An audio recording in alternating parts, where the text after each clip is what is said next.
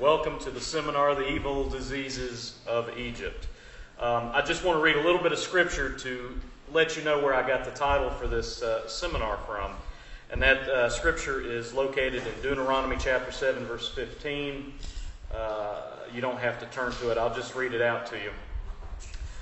And the Lord will take away from thee all sickness, and will put none of the evil diseases of Egypt which thou knowest upon thee, but will lay them upon all them that hate thee.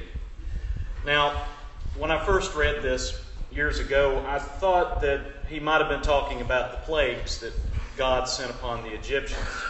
But upon further inspection, further thought about it, I don't think that's what it was exactly that he's talking about. There are other places in the Torah, the Pentateuch, that talk about, make reference to those plagues that were brought upon the Egyptians. But here specifically, I think that God is talking about something else entirely. Let's rewind a little bit and talk about a little bit of where we get our information about ancient Egypt in our modern times. The study of modern Egyptology began, oddly enough, during Napoleon's invasion of Egypt. He happened to bring a lot of scientists with him back in 1798 to about 1801. Brought a lot of scientists and different polymaths, type of know-it-alls that they had back then, and brought them to Egypt with him, and they began to discover different things in the Egyptian desert. One of the key discoveries was the Rosetta Stone, which had two forms of Egyptian script and Greek, and it allowed for the deciphering of those funny pictures that the Egyptians wrote with called hieroglyphics. So that opened up a world of information to the historians, the scientists, and the people who study Egyptology. Another important work that came out of that invasion was, I don't speak French, but Memoirs sur l'Egypte or something, the Egyptian Memoirs, published in sections, I think 4 books between 1798 through 1801, corresponding with Napoleon's invasion of Egypt. And it opened up a whole world of information, even more so with the discovery of the Rosetta Stone. It opened up a whole world of information and possibilities for us to be able to understand what the Egyptian civilization was that many of us read about in our Bibles. And it set up what's been termed Egyptomania. Egyptomania in Europe and in the United States around about that time. And it was a craze for all things Egyptian. All things Egyptian, because it was such a familiar nation to many people in Europe and America because of the familiarity that they had with their scriptures. But at the same time, it was very foreign. You know, a Nile-based civilization in the middle of the desert with many of the things that come along with that, with the different beliefs about things, the symbology of crocodiles and jackals and things like that just captured the European imagination at the time. And strangely enough, the Egyptomania reached its high point during the Victorian era. During the Victorian era, the reign of Queen Victoria from about 1837 to 1901. They were absolutely crazy about the various pharaohs, mummies, hieroglyphics, and the Egyptian Book of the Dead, which they had been beginning to study and kind of detailed what they believed about their afterlife, certain trials and things that the soul had to go through in order to reach the paradise that they believed that they went to. Corresponding with that, in the Victorian era, something else became very popular, the study of pyramidology. Pyramidology, which is an interesting, some people call it a pseudoscience. I think there's some value in the study of pyramidology, but it's very scant. But it is an interesting study. It was very popular among the British Israelite believers of that time, the people who believed that the British Empire was the regathering of Israel. See, they had an understanding that the British Empire was actually going to be the kingdom at that time, instead of understanding that the kingdom was going to come back into the Jerusalem. But they thought that since the Israelite ancestors of these British people, these Victorian British people, did the work on the pyramids, that there may be hidden meanings within the design and the construction, the geometry, and the mathematics of building these pyramids. And so there were a lot of ideas that came about, and rightfully coordinated with some of the symbology, talking about Christ being the cornerstone and some of these other things, that a lot of people came up with ideas that what they called the pyramid, I believe it was the pyramid inch, was corresponded to the royal, I think it was the royal inch as well. I didn't write that down. I don't know why I brought it up, but there was some correspondences back and forth that they made between some of the measurements and some of the designs of the pyramids. If you're interested in reading about pyramidology, there's a more modern couple of books written by an archaeologist named E. Raymond Capt on the subject. One's called A Study in Pyramidology, and the other one's called The Great Pyramid Decoded. They're a little more accessible than the stuff written during the Victorian period. They used language that's not familiar to us today, but those books are very much written in modern vernacular, so they're much more accessible. So we've been able to gather quite a score of information about the lives of the Egyptians through this, both high and low. And we've been able to gather and glean a lot of information from mummies, from their literary sources, such as the Book of the Dead, and the things that we have found in their tombs. And oddly enough, we've been able to find food in their tombs. There's honey that's 3,000, 3,500 years old that has been found in Tutankhamun's tomb, King Tut's tomb.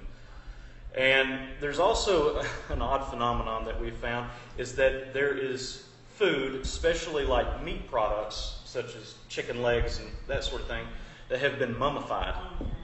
They've been preserved through mummification in much similar way as they would do to a mummy that we understand about. So we've been able to find out a lot about what they eat, a lot about their lifestyles, about a lot of the things that they do. So there's a wealth of information on what life was like in ancient Egypt.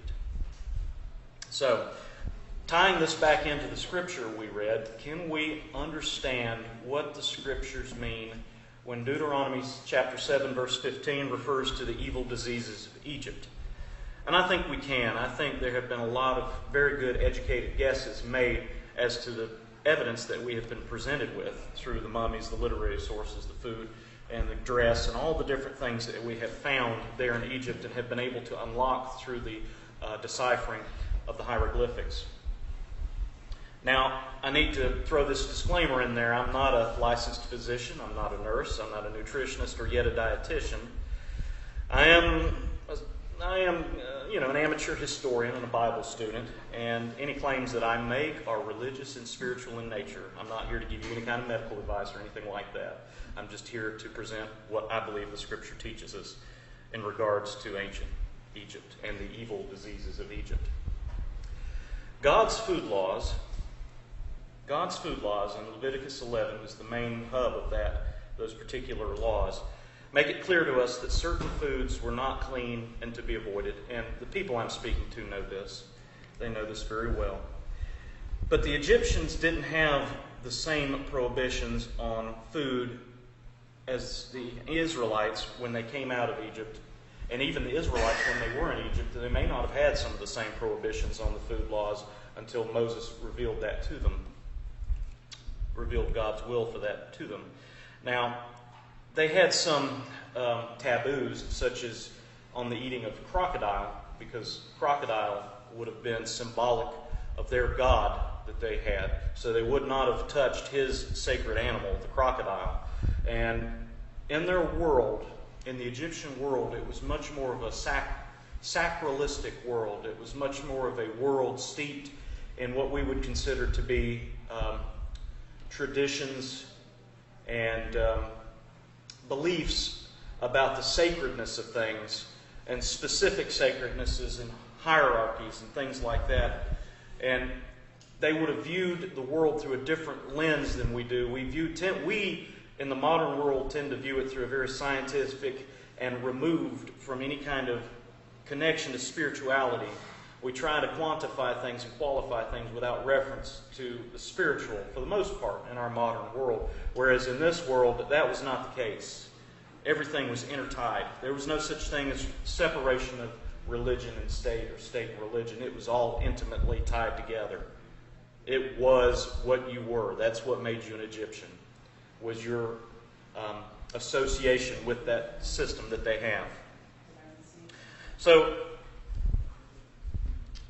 the funny thing is that the Egyptian diet really was not that different from the diet that we have today in the modern Western world. In that sense, carbs of various sorts dominated the diets of both the high caste and the low classes in Egypt. And those carbohydrates came in the form of wheat, typically a type of wheat called emmer wheat, barley, which are two grains that we should be familiar with in the churches of God, rice, and beer made from the barley or the wheat or the rice, and bread. These were the staples of the Egyptian diet. You ate bread and you drank beer pretty much throughout the day. And there may be little else to go with it. Now, the Egyptians were known for taking onions and eating that. So their breakfast typically consisted of beer, bread, and an onion that could be boiled or it might be raw, depending on. Could you imagine? Onion sandwich.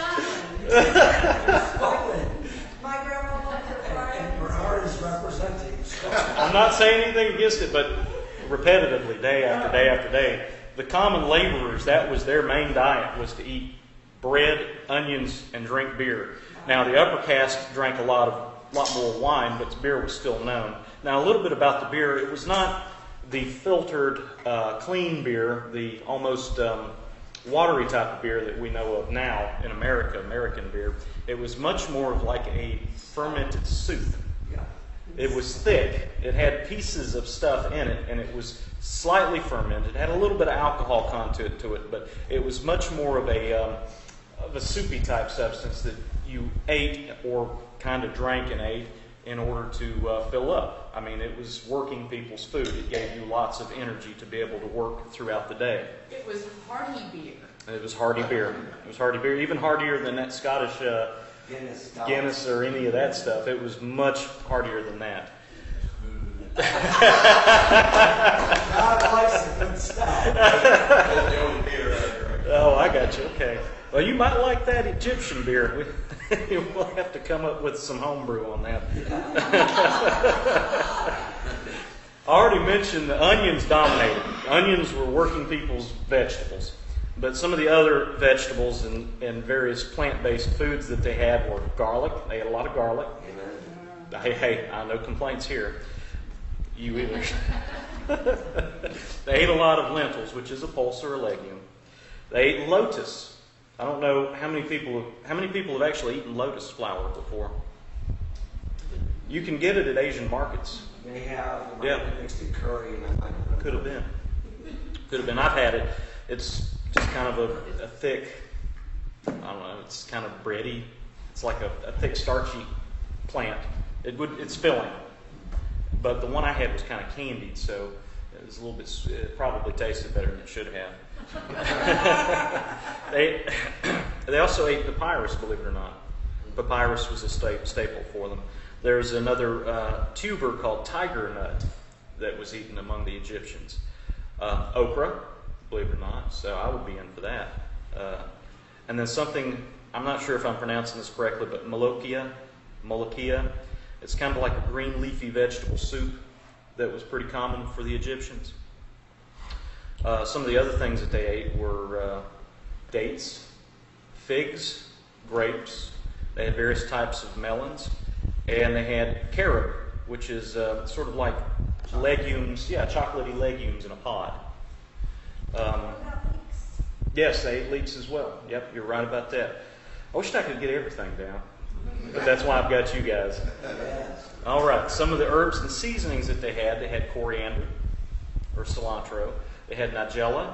They had sumac, something called asafoetida, and sesame. And asafoetida is often added to Indian food, from what I understand. It gives it that distinctive flavor. But these are some of the vegetables and stuff that they ate, some of the plant-based foods that they ate. And they also had different meats that they ate: chicken, quail, waterfowl. They ate tilapia.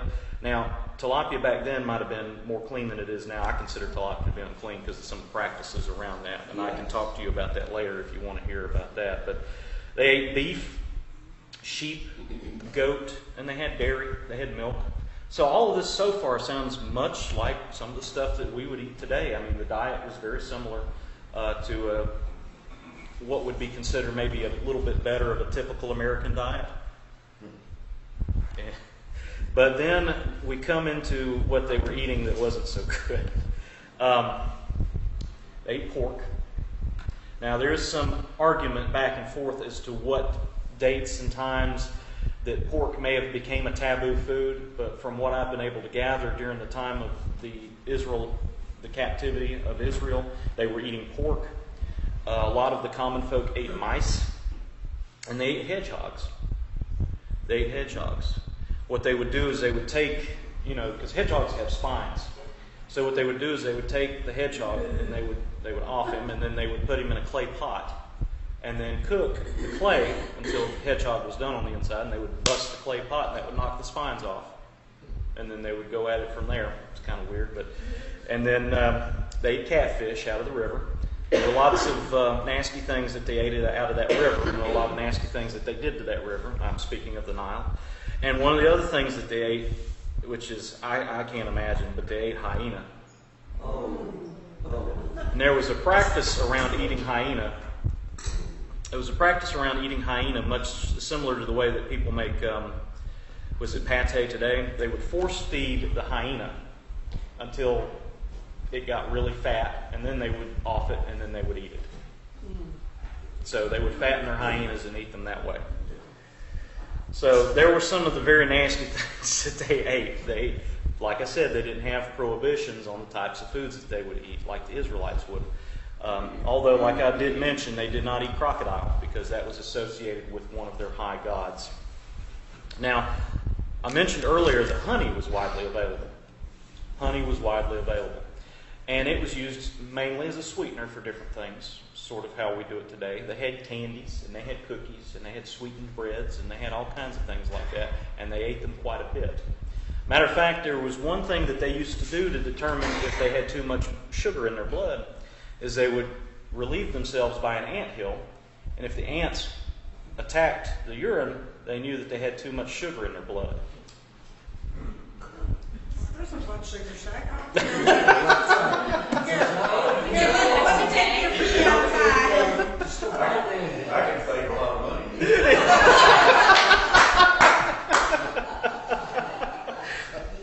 Yeah, so we have written records of them actually doing that. As we'll kind of alternate from the food, but we see where some of the problems, where some of these evil diseases of Egypt might be coming in with some of the foods that they ate that were, even for people who don't keep to the Leviticus 11 diet, that people might even consider to be nasty today, in especially the Western world. Like, I'm sure a lot of us are not eating mice, hedgehogs, or hyenas. So, but there were other things that they did that were against God's law, and that's kind of the thing that I'm presenting here, is that God presented this law not as like a punishment or a way of holding these people down. God created the world. The laws of the world are God's laws, and God knows what His law was intended for when He gave it. And when He said not to eat certain things, or to use certain ways of personal hygiene or cleanliness, or different things like that, when He gave these laws to the Israelites, He was showing them His care for them. He was showing them, if you do certain things are going to happen. If you eat these nasty things, you're going to have different problems, and I'll go into those later. If you don't maintain certain types of hygiene, you're going to have problems with that as well. So that's why He gave the law to the Israelites. It was not a thing of, I'm the big boss and you're going to do what I say, like some of the false gods that are not gods of these other societies did. So in Egypt, personal bathing and hygiene existed, that's for sure, but they certainly were not up to the standards of God's law and those that we typically find today. And you can take a look at that out of Leviticus chapter 15, verses 4 through 27.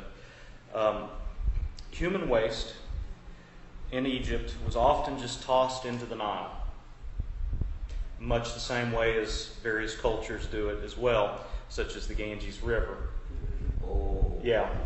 So a lot of things were just tossed in there that were considered waste, which if you considered the river holy, I don't know.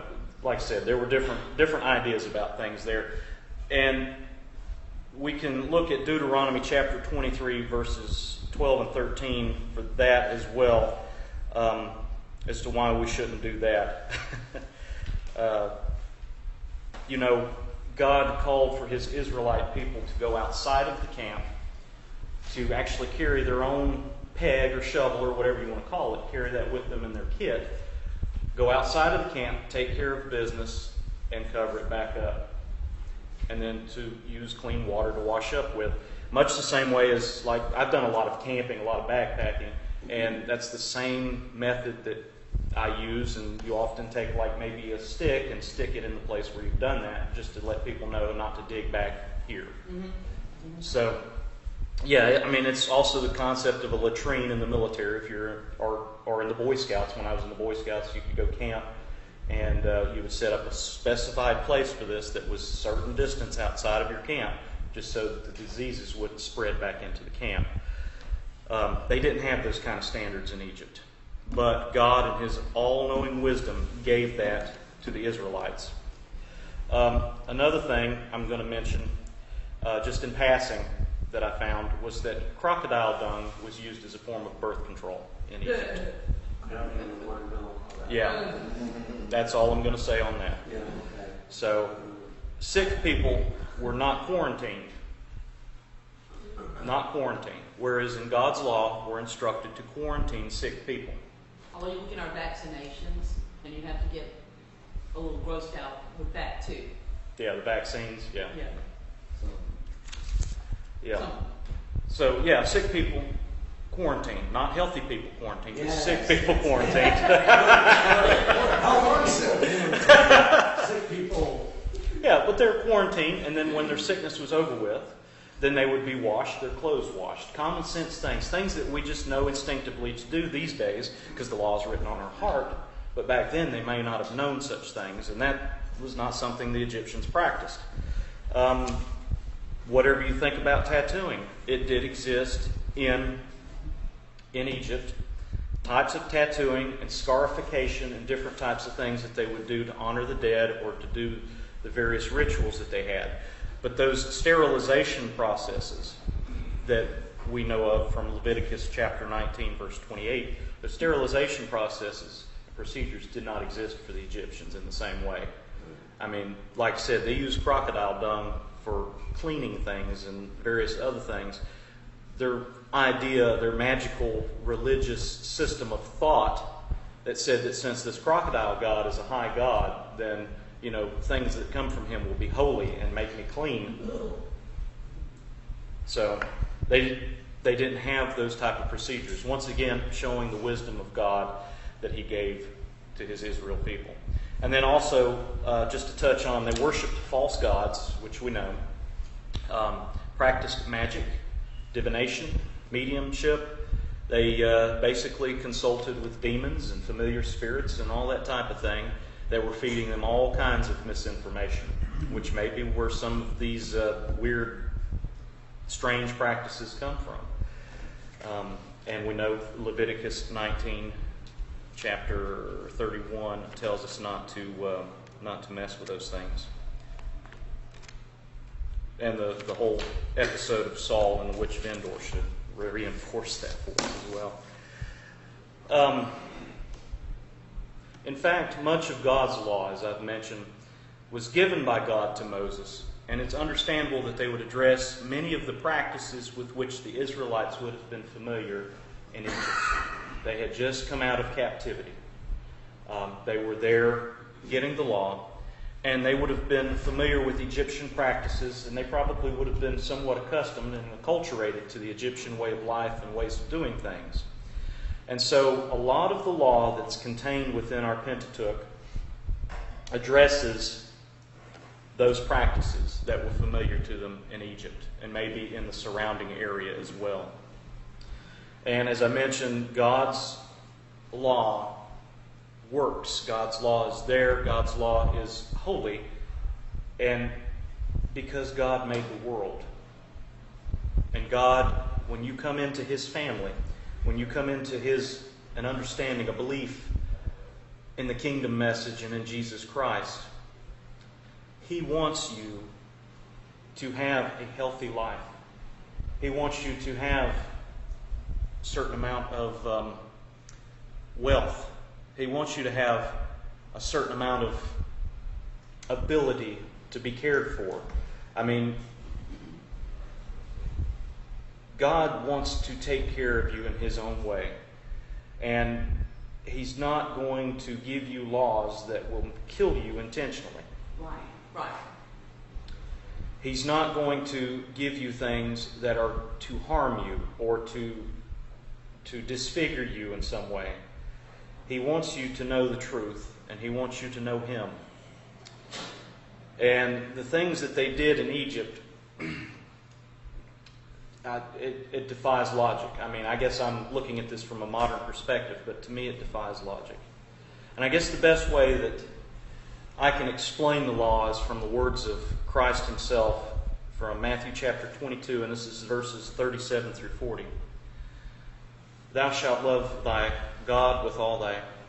Thou shalt love the Lord thy God with all thy heart, with all thy soul, and with all thy mind.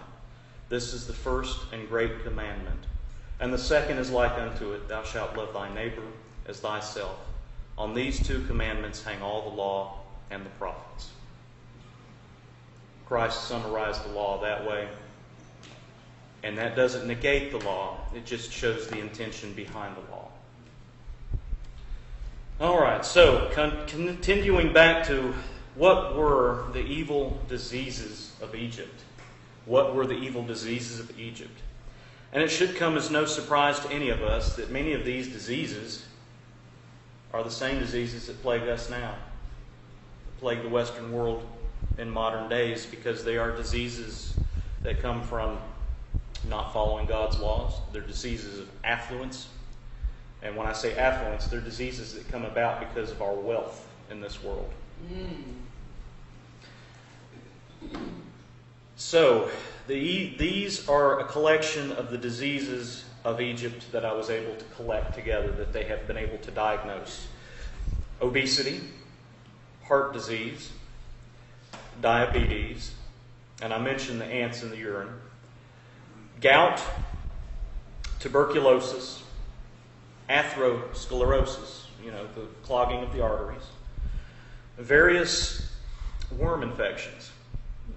There was more than one type of worm you had to be worried about in Egypt. And in fact, a lot of these came from the fact that they dumped their waste in the Nile.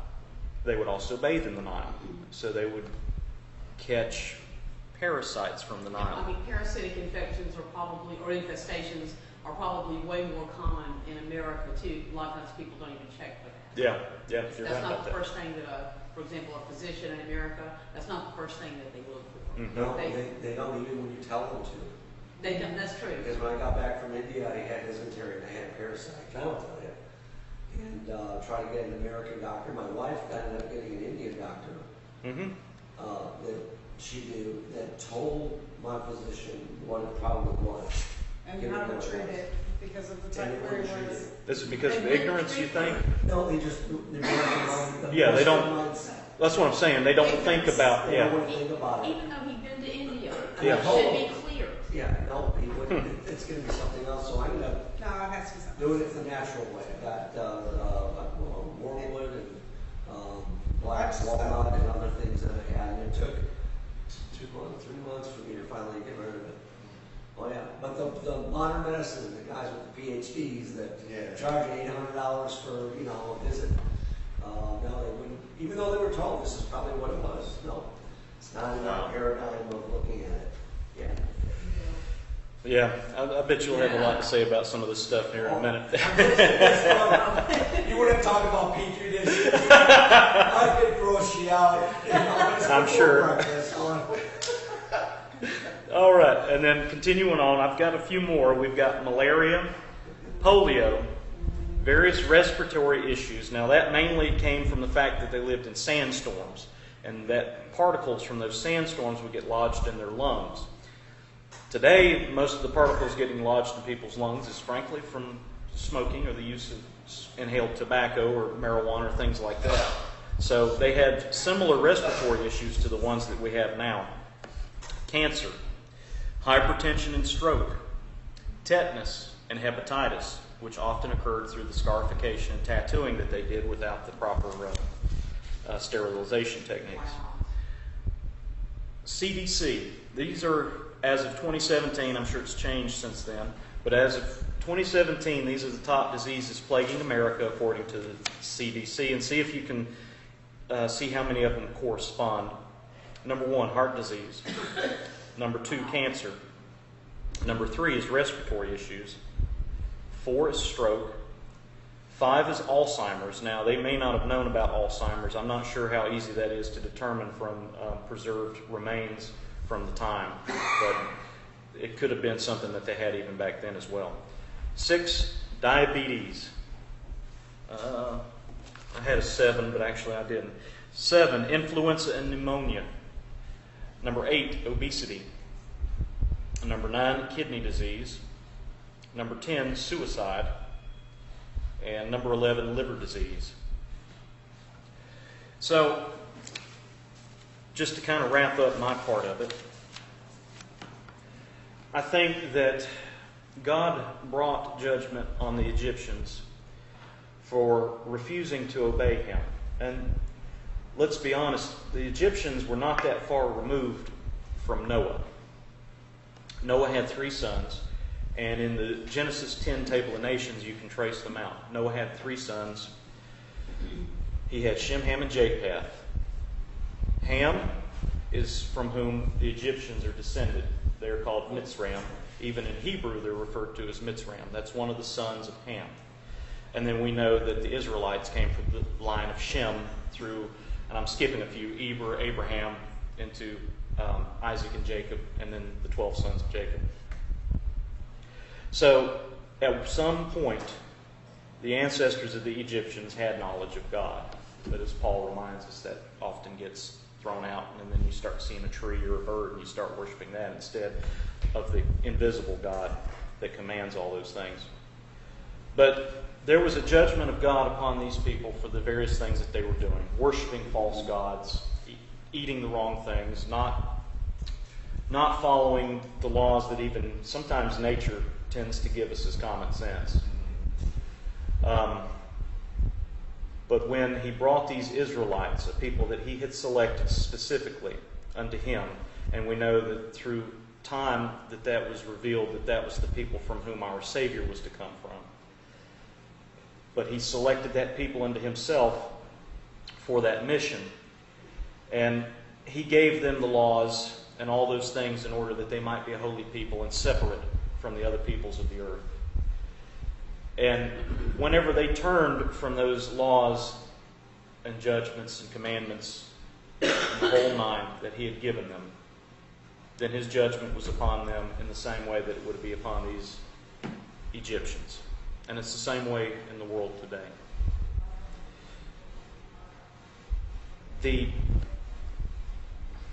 The evil diseases of Egypt really are not specific to the land of Egypt. The evil diseases of Egypt happen to any people that turn away from God, because the land, the natural laws that we're supposed to follow, the laws that God has given us, when we turn from those, then things become disordered. Things start to become chaotic. Demonic influences start to come in. And God allows these things. That's the element that a lot of people do not understand or refuse to understand, is that that's part of God's judgment. That's part of God's taking His, I don't know if you call it a hickory around here in Kentucky, but taking His hickory to your backside to get you to come back to Him. And unfortunately, often very wealthy and prosperous societies fall victim to this. They turn away from their God and they start trusting in their riches. They start trusting in their secular gods on the television screen or in the sports stadium. They turn away from the one true God that created us all and gave us His wisdom for us to be able to follow in order to evade and to stay away from these evil diseases of Egypt.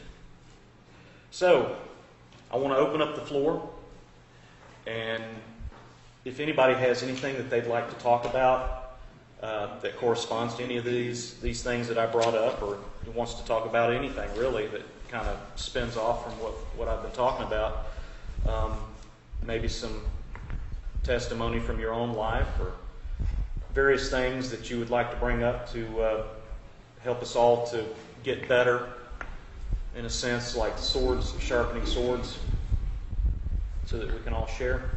I know a few years ago I got into a sugar thing. I could take any product on a shelf now and tell you exactly how much sugar is in that product, and it absolutely will blow your mind. And what sugar is not good, and a lot of that actually goes back to some of our obesity rate in America, and cancer. So it's the sugar is. So I went through 3 months. I cut out white sugar completely. I started making my own bread using honey.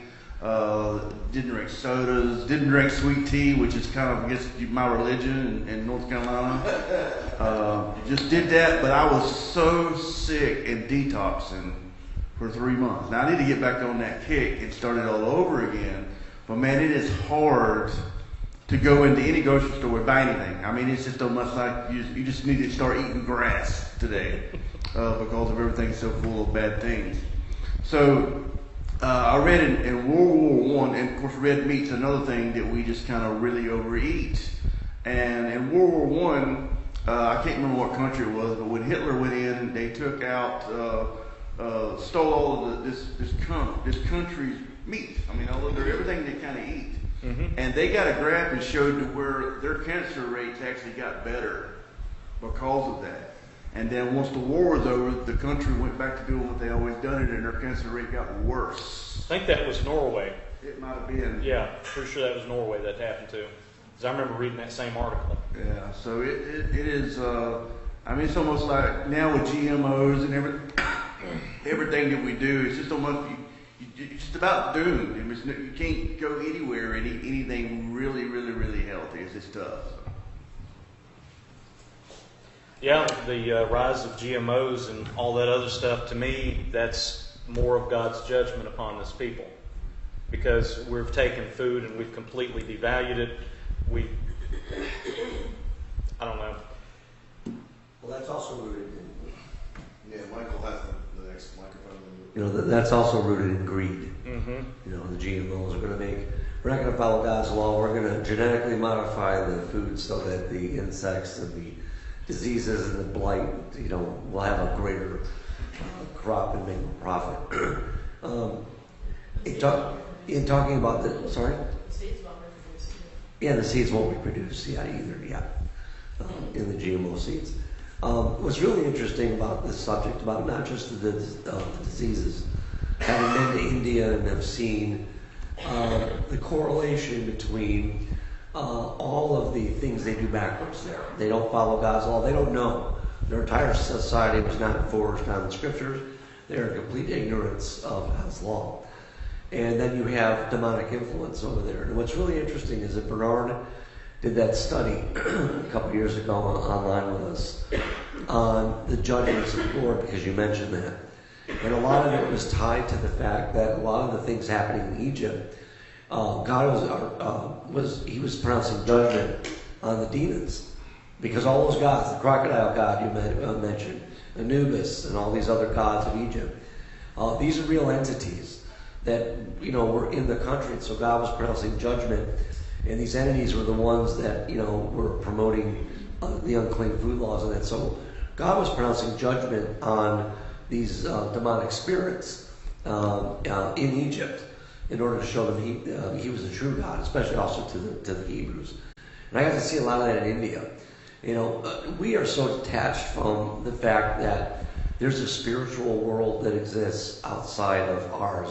Because as you mentioned, we're kind of in the scientific method. And it influences all of us. Because even though I'm in India, I was telling somebody about my encounter with an actual demonically possessed person.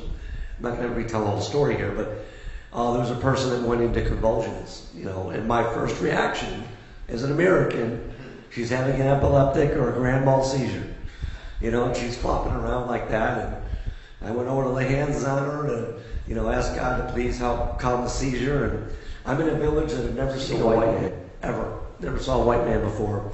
And I went to lay hands on her to ask God to please intervene. And her hand shut up, and she grabbed my hand, and I heard, "Don't touch me," in perfect English. So my American mindset is, you know, Your mind is, oh, my every hair. I was suddenly a porcupine.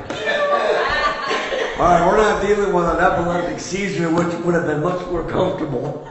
I'm way out of my depth of my league here. You know, I'm thinking I didn't fast or pray for this. Now what am I going to do? Because I'm not, you know, we're not dealing with something else, you know, like we would normally. But that's funny. It's where our mind goes. It's all the westernized, scientific, logical things that we go to. We forget that there's a spiritual realm that exists in this world and in this country and everywhere. And this is Satan's dominion. This is what he was given. His demons literally have areas of land that they control. Bernard brought that up in his study.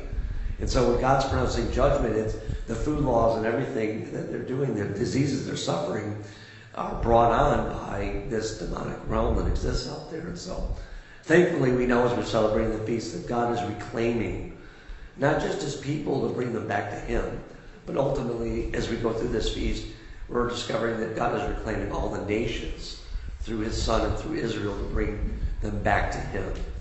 I want to touch, I have a short scripture to read, but I want to touch just a second. One other thing with the genetically modified foods is that in a lot of cases, it may only alter it subtly, but some are modified greatly. They'll make a modification and then another one and then another one. They don't start back with the original food again. They just take the modified and continue modifying. Much like the And the body soybean. doesn't recognize, much like what? The soybean. Yes, yeah, the most modified food on the planet. And so the body doesn't recognize it as its food anymore, and it can react against it as though it's an allergen. So people are eating something, maybe they might need to eliminate something that is suspected to be genetically modified and see if their allergy might improve. The other thing, Roger, it made me think about this when Roger was talking about the sugar, is even worse than the sugar is corn syrup or high fructose corn syrup.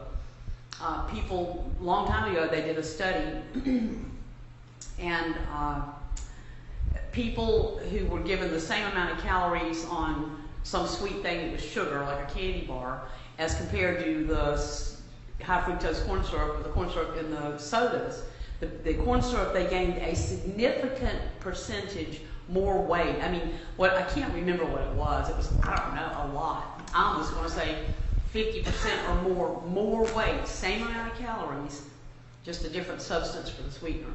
And I learned in presentations that the body does not metabolize corn syrup the same way as it does sugar.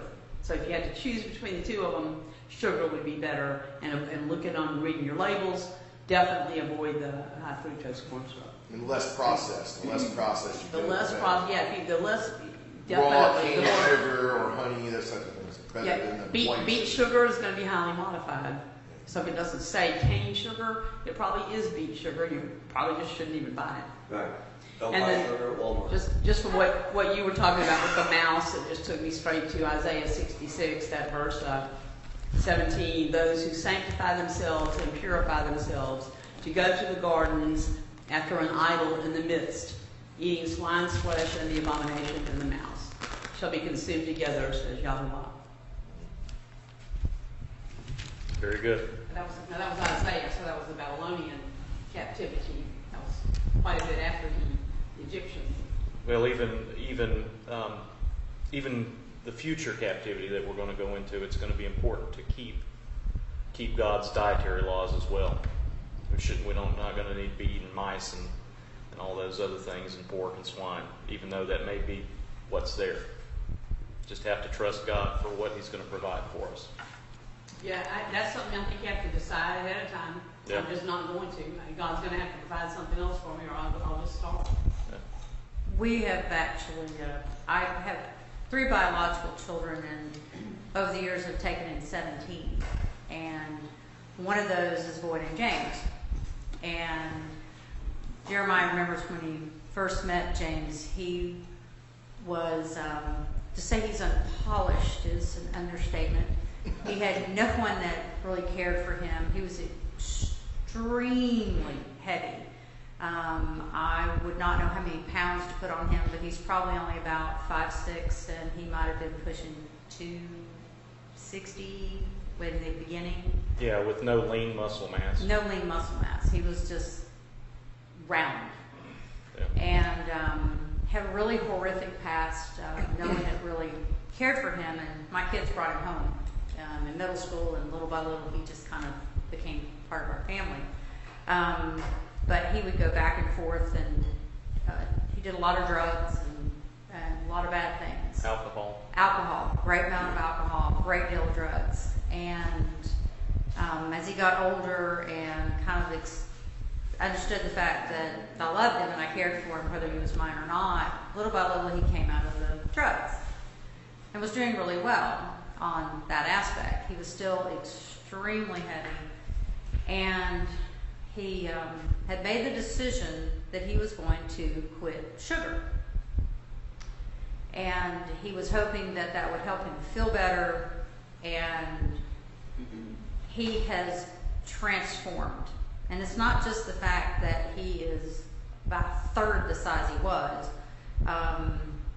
He's calmer, he can function, he can think, he is a different person. Wow. I mean, he is, Yeah. I mean, from the first time he came to our house, I thought he was going to go high. He was like, I can't handle him. He's just, he's too much. He's just all over the place. And now he can sit, he has these, very intellectual conversations. He's just a very, really truthfully transformed person. And we were actually commending him about how great he had done and so forth. And he looked at the two of us and he goes, it was the hardest drug I have ever had to give up in my life. Sugar? And this kid had been on everything. I mean, he had came from a really horrific background, been on the streets and been just really in a mess. And yet, from a child who had done every drug out there, it was sugar that was harder than crack for him to quit. Well, he was drinking 2 liters of soda at a time and sitting. Oh, yeah. What? Not just 20 ounce. He was drinking 2 liters. 2 liters. How much sugar is in soda? There's like 56 grams in a 12-ounce can. It's basically a third sugar. Yeah. Yeah. It's a third sugar. Yeah. We But- did a Canada Dry ginger ale at Walmart, but he asked me, what is a ginger ale? So I haven't seen one. I looked at it, there's 28 teaspoons just in a 1 ginger 16-ounce ginger ale.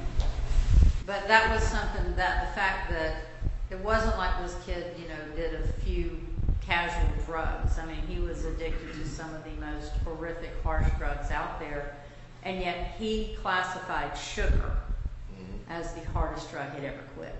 Yeah.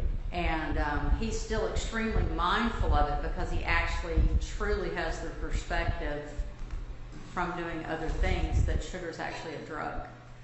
And we sweeten more than any other country. Just some of the background from things that we cook from different ethnicities that he said they cook things different. Like if you go to a Chinese place here versus if you have someone cooking something authentic, there is a tremendous amount of sugar that is added to ours that is not added to theirs because of the Americans' craving for sugar. And it truly is become our, shall we say, drug of choice. Yeah, there was a Chinese restaurant back home, And there's a newspaper article on there, and it interviewed them about opening up for the first time. And they asked them, what's the difference between the way you make it here and the way you make it in China? The very first thing they said is we add more sugar because Americans like sweet things. Do have one other thing on a personal thing for us is we go to get a physical, and I get 5 greens and he gets 5 reds. And he's like, but I don't understand. I look like I'm in great health, great shape here. And at that time, we were not following God's dietary laws. And since we have changed those and got rid of a lot of the things, yes, a lot of sugar, salt, and so forth, watched his blood pressure from nothing else other than following God's laws go from stroke level to 120 over 80. And that's, I think, God's protection, that He definitely knows what's better for us than we do. Yeah, I was a walking stroke waiting to happen. So this presentation comes from a lot of personal experience, and that's the reason why I have so much passion behind God's dietary laws, is because I've seen what it's done in my own life. Go ahead. My daughter and I were talking actually right before the feast, and we were comparing labels, just even of our soda, from other countries to here, and how they may have 4 ingredients, one of them being cane sugar, and ours has 15 ingredients, most of which you cannot even pronounce. And then she just pulled up regular foods too, like, well, not regular, but kind of processed stuff, but they would have there. We would have here, and it was the same thing. We put so many chemicals in ours that we don't even know what we're really eating. You mentioned, Americans having this craving for sugar, of which, I'm a partaker, my sister's, my brother-in-law's father, they came from Germany after the war. He grew up in Weimar, and he grew up in Hitler's Europe. So, very fascinating man to learn a history from a first-hand perspective, from someone that was not in the cities but in the rural countryside. And so I listen to people, and a lot of the warning signs and things that they learn about are kind of happening here. Anyway, that's not the point. And his wife said, when we first came to America, the first thing that really blew our minds, the first thing we noticed, is how America was Candyland. Everything was sweet.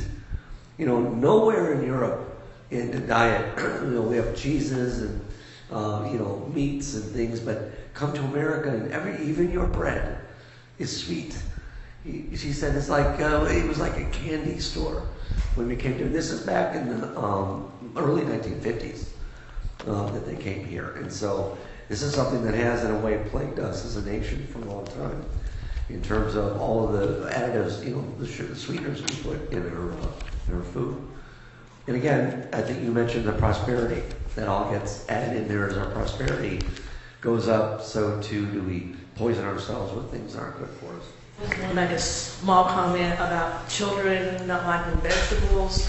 I've got grandkids, and we started out everything fresh from the garden, unprocessed, but as you go along, you kind of get in a little bit. But kids would choose water to drink over milk or juice until they learned about Sprite. It's like now it's like they will ask for wine after a Sprite instead of water, and it's just because they have developed a craving for the sugar. So you're saying they would choose water. They would choose water over anything else until they introduced Sprite into the family. It's like, oh, this is cool. And even canned vegetables, they will add sugar when they don't need to. Yeah. And so the kids develop a taste for the processed foods, and now the real stuff doesn't appeal to them as much.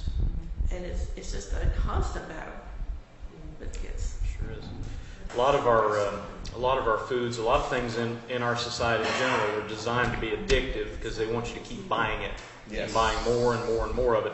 I was talking to a friend of mine that I knew at one time who became a McDonald's restaurant manager. And he said the whole thing around McDonald's is trying to make it as addictive as possible when you're at the youngest age possible to make you a lifelong customer. So if they can implant, the toys and the playground and the clown and the happy stuff, and yay, I get, whatever the chicken nuggets, Happy Meal, and, they can get them at that young age and addict them. You're forgetting that the processed cheese that goes on every McDonald's sandwich, this American processed cheese has one strand off of the molecule that makes it different. It is as addictive as cocaine. Unless you buy Sargento's, there's just a couple of brands that don't put pork in the cheese, the enzymes. Pork as well. So One thing that we also studied is I grew up on a small farm, and I was telling them about the difference in the kernels of corn, and how that it used to be if you looked at a kernel of corn, you had only a thin layer of, quote, like juice. And for us to make cream corn, you literally had what we call milk the cob. There was not a lot of juice in the kernel.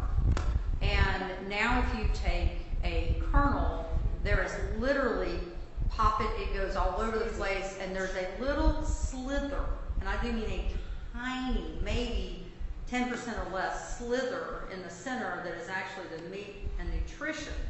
And the reason they have done corn like that is all of that juice makes corn syrup. And corn syrup is actually one of the highest commodities, most profitable thing that's out there. And it really does boil back to money and greed, that we're going to literally take nutrition out of our food so that we can put corn syrup in 80% of everything we process so that we can make more money. Because they definitely can make more money with corn syrup than they ever will by selling people a good vegetable. And that is, I think, goes back to the greed of society. And even back when I was younger, I remember my grandfather actually went to certain feed and seed places because we got heirloom seeds. I still buy heirloom plants, and I'm very cautious of trying not to get anything that anybody's gotten a hold of. And they actually pass seeds on. And as someone had said, they now put the Roundup in the corn. Well, we've got a commercial about Roundup that gives you cancer. Call this lawyer, and yet we're going to put Roundup in your food so that we can spray the fields and kill absolutely everything but the corn, because now it's immune to Roundup and you're going to eat it. And that's an oxymoron to me. Well, they don't spray it on anymore. Now it's genetically added. Correct. But it is genetically. All right, so we'll take these last two questions. I just wanted to make a statement about just how conditioned that we actually are to this sugar. I can remember my mother telling me that with all of us as children, when there was an issue with our digestive system maybe not working correctly, take a little formula, add Karo syrup to it. That would help. And also, if the child didn't like, the particular formula, add a little Karo to it, and that would help them to go ahead. And so we've been conditioned with this brainwashing from generations back. And so it's just that in this day and time now, we're seeing because God has opened our eyes to so many things that are harmful to us. And so just because, it's been something that our particular society is doing does not mean it's right. And we have to, be aware of those things. We're the temple of God. Breads.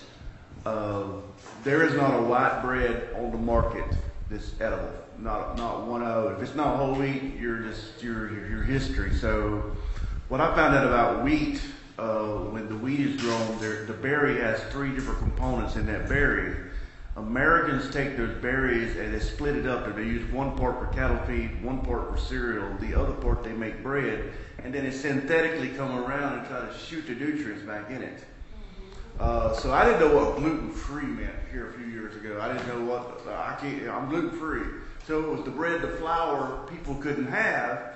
And I had this Jewish guy 2 years ago who couldn't eat bread. Well, I made him loaves of whole wheat bread using honey as a sweetener, and now every week his wife makes him bread. He's able to eat it again because he's eating real food. So a lot of these sicknesses, yes, we've created, but we can go back to the natural way. Our body will start to heal. One thing to be aware of when you want to try to lower your sugar intake is not to take the diet sugars. They're worse. Yes. Absolutely. They're worse. They're more addictive, and they're much, much sweeter. And if you just look at who's drinking diet sodas out in the world, it's fat folks. Yeah. It doesn't help you lose weight. The truth about cancer, there's a segment on that particularly, and they go through a whole section of why it's actually worse. You will gain weight drinking diet sodas. Your body thinks it's had something, and you haven't got any nutrition in it, so it makes you want to eat more. But it also makes you not produce insulin. Yeah. The doctors will tell you if you're going to do your A1C test, do not drink anything with artificial sweeteners 24 hours before, because your body thinks it's getting something that it's not, and it will affect your. Yeah, that's what I was going to say. Yeah, but don't drink any diet soda before A1C because it'll falsify your test. All right. All right. Thank you, everybody, and I think we're all on the same page about this. Wonderful.